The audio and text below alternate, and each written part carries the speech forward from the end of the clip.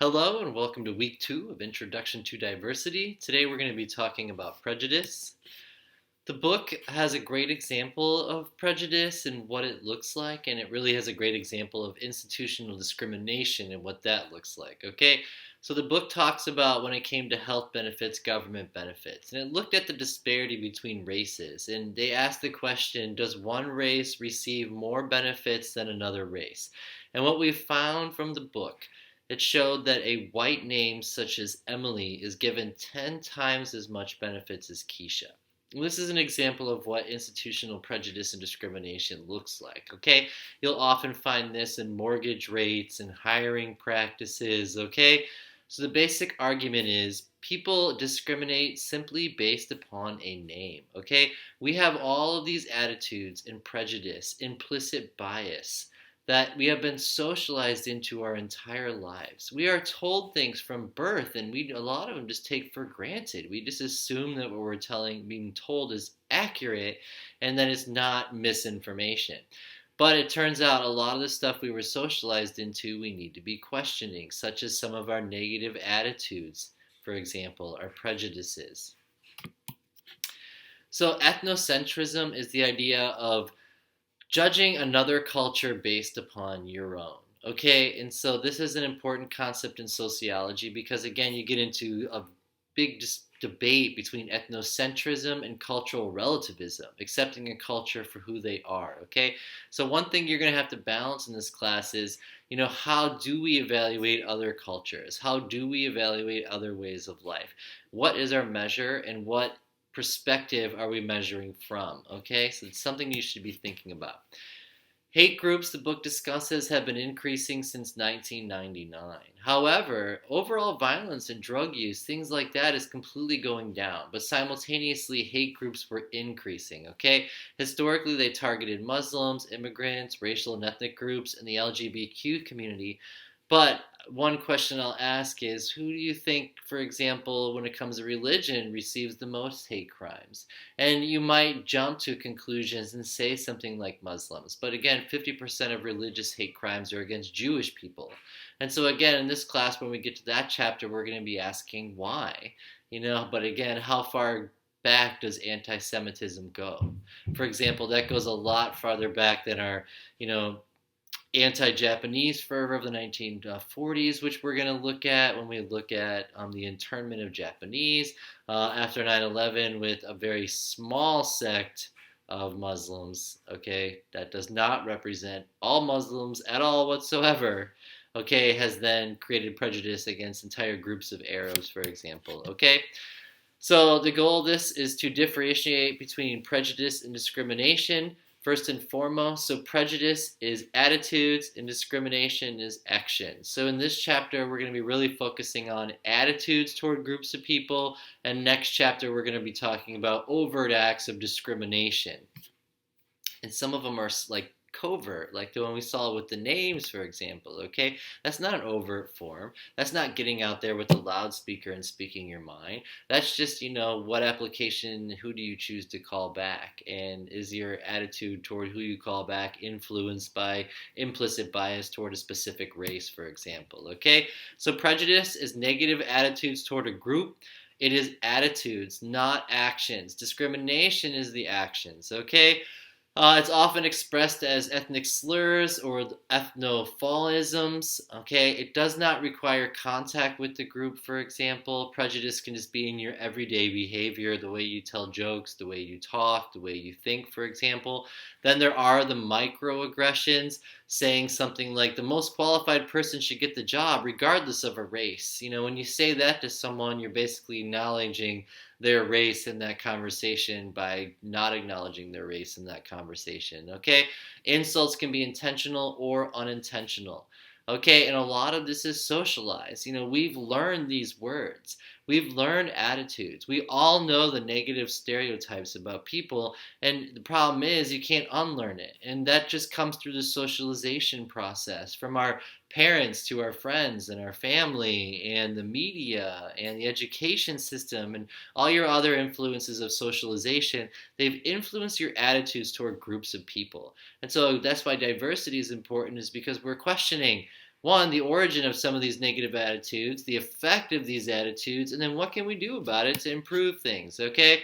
So then discrimination, again, is denying opportunities, privileges, equal rights, restricting people in the lower classes based upon their sex, their gender, or their sexual orientation, and it involves a specific action, such as refusing to hire someone because of their age, or their sex, their race, sexual orientation, etc.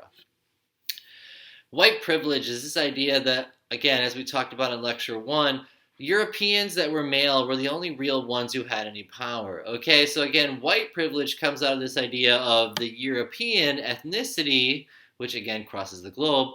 They're the only ones who had power. And as you look back, you can see, how many non-whites were in politics for the last couple hundred years. How many non-whites are heads of CEOs, for example, okay?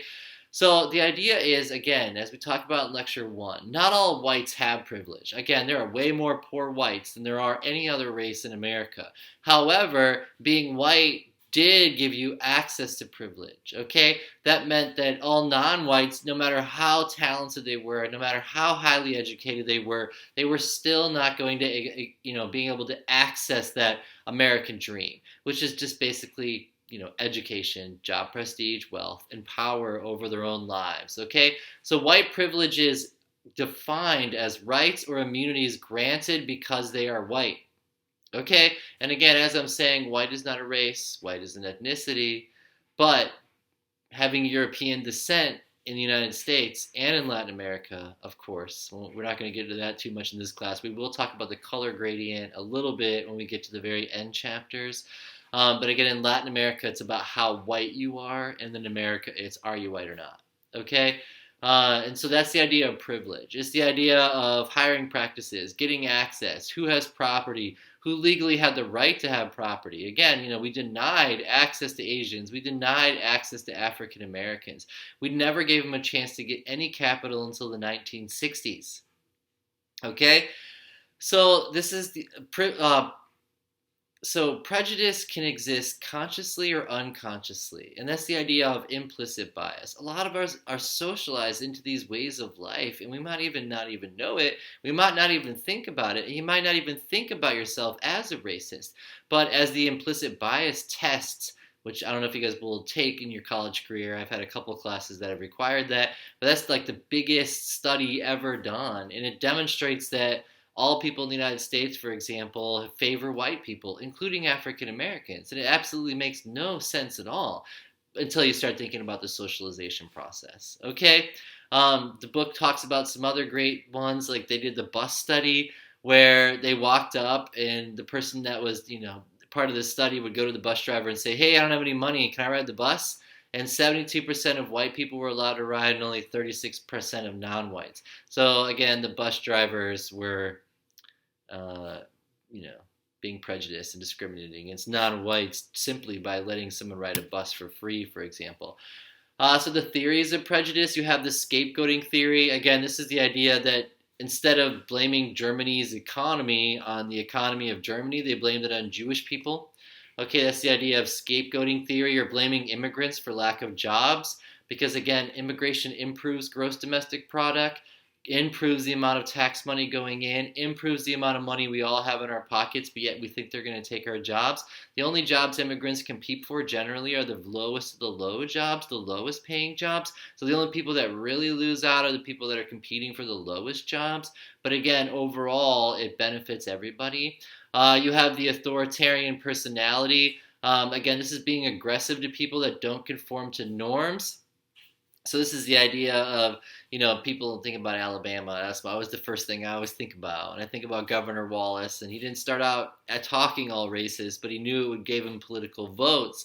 So then he used that authoritarian personality to become governor of Alabama, for example. The exploitation theory is the idea of dominant group versus subordinate group. Europeans wanted to dominate society. Therefore, they exploited the labor of all non-whites and females and imposed upon them a lower class social status, which reduced their power and life chances. The normative approach, prejudice is just normal. It's 1950s, everybody's racist, right? So that's the idea of the normative approach. But in modern times, that is unacceptable. We've changed our attitudes. What was up with the 1950s generation that they had these attitudes is things that you should be thinking about in this class and asking questions about why is that normal and why is that acceptable. Okay, so again, as we talked about in week one, the goal of Europeans was to exploit the lower classes because that's capitalism. You want to consolidate the hands into the few and reduce competition, okay? However, racism is just, you can look at racism as just an extension of class warfare, and that races were created so we had a clearly defined lower class. And so really all it was is that we made sure all poor whites were stuck in the lower class with all the other non-whites and women. Okay? Again, if you look at the enslavement of African Americans and Native Americans, again, we were just trying to take their land. We were just trying to grow capitalism. We were creating a global economy and a global market. So how much of, slavery and the genocide of Native Americans, for example, is really just about economics. So again, social forces such as the economy structure the level of intolerance in a society. Norms are arbitrarily defined based upon many factors such as culture and region. Okay, but these social norms that we have, the purpose of those is to socialize people to follow a way of life, a common culture, and most people don't tend to violate the social norms, okay? So again, ending racism required changing the social norms, changing the attitudes that we have toward people, for example, and it's a powerful stuff. Stereotypes, again, as we talked about in week one, have an incredible effect upon people. They also affect the way we think, the way we see the world, how we, imagine life working, with how we structure our reality. We use stereotypes. We have stereotypes about everything, about cars, about tables, about good houses, about bad houses. Okay, so stereotypes help us get along in the world. However, some stereotypes, especially those that are negative, can cause harm. And so these harmful ones are the ones that we need to be undoing, deconstructing. So stereotypes are just unreliable generalizations. That's a sociological way to put it. A psychological would say they're just generalizations. However, in sociology, we need to point out that a lot of these stereotypes about people are inaccurate. Okay, and that's why when it comes to like race stereotypes, sex, gender, sexual orientation, all those stereotypes that really cause harm, those are the ones that we need to be deconstructing, for example, okay? So stereotypes are just generalizations, but they can come and take positive or negative meanings can be attached to them, okay? I put an incredible list of them right there, and a lot of those are really dark and sad, but that's just the way it is. I did not put the worst of the worst stereotypes that I've heard in my life in there, okay?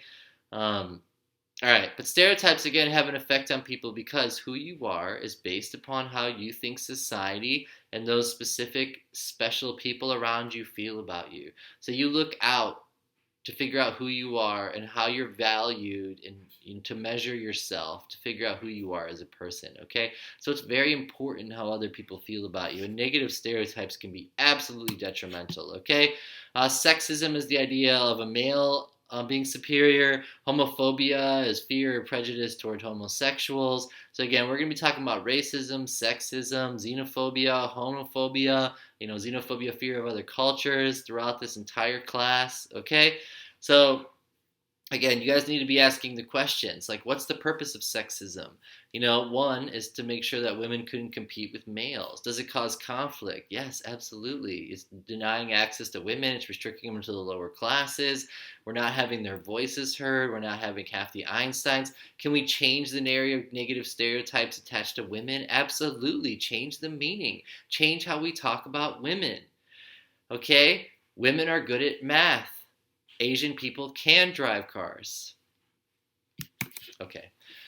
Racial profiling, again, this is police-initiated action based upon race, ethnicity, or national origin. But again, a lot of this is based upon stereotypes that are unreliable because, again, white people are twice as likely to be criminals, twice as likely to have contraband in your car, twice as likely to have drugs in your car as any other non-white person, okay? So if the police are accurately actually racial profiling and going after criminals, they should be going after white people, at least 2 to 1 of anybody else because they're the ones more likely to be committing the crimes, okay? However, blacks are twice as likely to be searched and Latinos are 5 times more likely to be searched than a white person, even though a white person is twice as likely to have drugs or gun in the car. Okay? Blacks are always less likely than whites to have drugs or firearms in a car. Okay? Whites are 50% more likely to have a weapon. Okay? However, blacks and Latinos were 83% of those stopped by police. It should be like 25%, because there's about 10% population, 12% for each. So if you balance it out between Latinos and, however, it's not fair. So again, in this era of Black Lives Matter and police brutality and things along those lines, I really wish the police actually saw statistics of who was actually committing the crimes. They're not looking at those, okay? Colorblind racism is this idea that racism gone. We've had affirmative action. We've had, the 14th Amendment. No need to even think about it anymore. But again, as we looked at from that very first slide, yes, institutional racism still exists, okay? We are still discriminating just based upon a name, on top of a billion other stereotypes, okay? So again, colorblind racism is this idea that denying that racism still exists and that everything's fair, and we're finding out that that is not true at all, okay? We had the opportunity to give minorities some capital, again, during the Reconstruction, and that utterly failed. And what came out of it was Jim Crow laws and creative ways to oppress people even more. Okay, so again, the book talks about the mood of the oppressed, and this is, Du Bois is really powerful when he talks about the veil. So I read this quote by Du Bois, but Du Bois is talking about, I am an African American who have a PhD from Harvard, and I'm looking out at the American dream, and it's not for me because they will never let me have it. No matter how smart I am, no matter my education, because I am black, white America will keep me down, okay? And that's how he felt. And that's the very first African American to graduate from Harvard. And that one always, always got me. Okay? So again, stereotypes are associated with negative self-images. Again, the idea, some things the book talked about, hard to find a black doll or an Indian doll in a store. Majority of dolls are white. African American and other minorities see that whites have more power. They're aware that they're the ones who are more likely to experience prejudice and discrimination. How does this affect you? And again, that's the psychology of it all. But this affects groups of people. That's the sociology of it all. Okay, this is entire groups of people that are influenced by negative attitudes. Okay, so how does the internalizing of societal values affect minorities more than whites in negative ways? Self-handicapping, things like that. Okay, so this is the stuff we should be thinking about in this class. Ways to reduce prejudice: one, just stop calling yourself white or black, get rid of races altogether, or create 10,000 races that actually account for our biological blends, or just change the meaning attached to race. Change the meaning of the negative meanings, balance the equation. Okay, those are really important, along with education, which is also the number one way to end poverty. Mass media, again, that's where the meaning comes in. Positive contact, guys, you want to reduce racism, just have a bunch of people hang out for a while. That works so well, okay? Segregation is the worst thing if you want to make a workplace better. They need to be around each other. Everyone should be hanging out with each other. Then, all of a sudden, the stuff just goes away. And I see that a lot in sports. And when I talk to a lot of the students that are on sports teams, for example, and their experience of racism and their intergroup connections and how race kind of goes away on the team, it's something to that, okay? Diversity training, corporate level, school level, wherever you're looking at. There's just many ways to do that. I hope you all like this lecture. It is dark and is sad. The fact that prejudice and discrimination exist, the fact that oppression exists against minorities, but that's why we're having this class. We need to be studying the experiences of all races, minorities, ethnicities, people of different religions, to get a feel for their experiences of life. Okay, if you have any questions, please email. Thank you so much.